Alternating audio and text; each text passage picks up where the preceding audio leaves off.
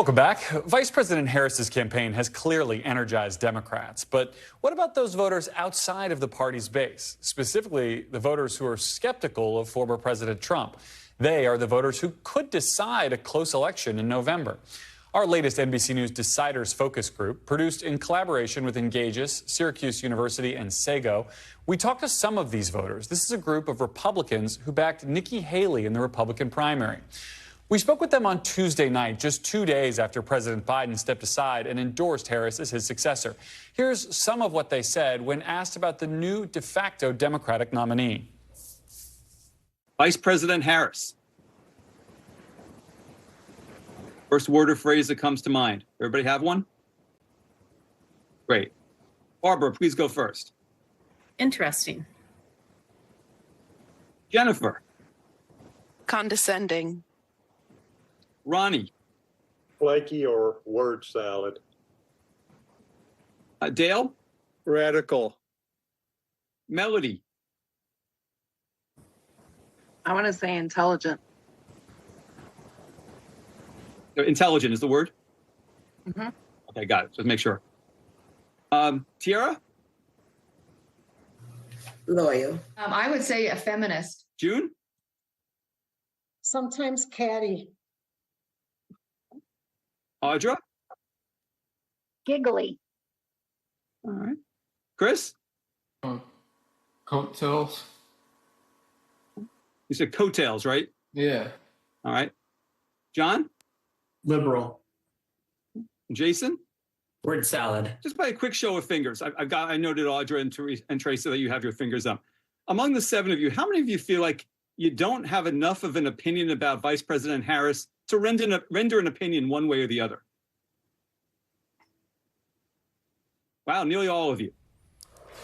All right, NBC News senior political editor Mark Murray joins me now. I mean, this is fascinating stuff. What do those answers tell you about Kamala Harris's opportunity to win over some of these voters she might very well need? Yeah, Garrett, so some of them are positive for Harris, some, and those were people who we kind of found out later, they voted for Joe Biden in 2020. They were probably going to vote for him in 2024. They've kind of been consistent Democratic, or in at least the presidential election.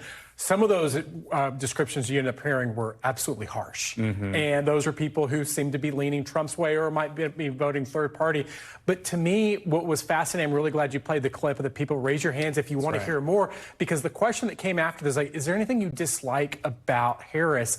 And one respondent ended up saying, I want to know more about her. And that's what prompted the question, who wants to actually hear more? Everyone raised their hand.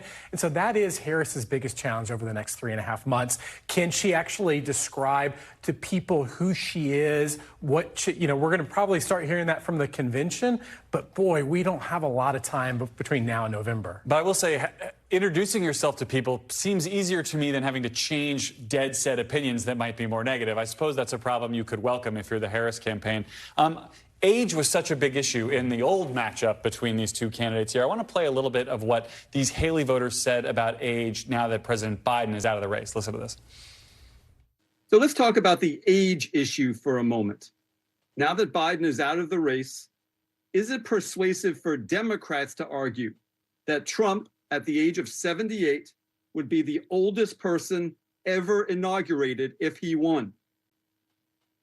That his age is a legitimate concern, and that it's time for a new generation of leaders to take over. Show of fingers. Who thinks this is a persuasive argument? Can I put up half a finger? I want to. If there's components that I agree with, but other components I'm like, no, that's hogwash. Wait, hold on a second. Audra, tell me very quickly in the interest of time, what part do you agree with in all of that? I agree it's time for new, younger leadership.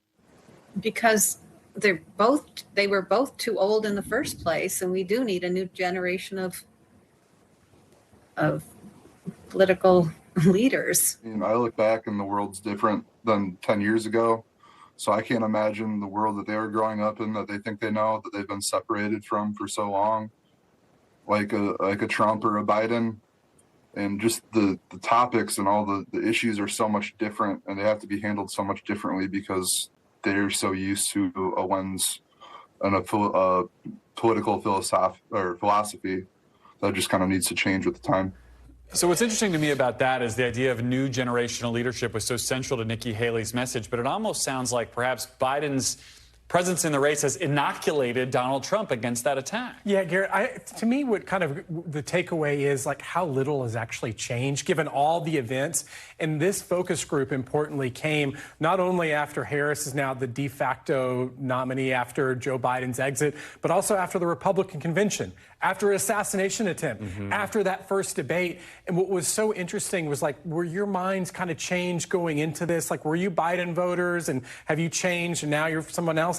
And really, people's voting preference really haven't changed all that much. And so that was kind of so taking away the age situation. It's a good messaging for the campaigns and the candidates, but it doesn't necessarily seem to have changed voters' minds all that much, at least according to these focus groups. Last question. Having covered the Trump campaign for so long, it doesn't seem like they think they need these voters. They don't seem to be actively pursuing them.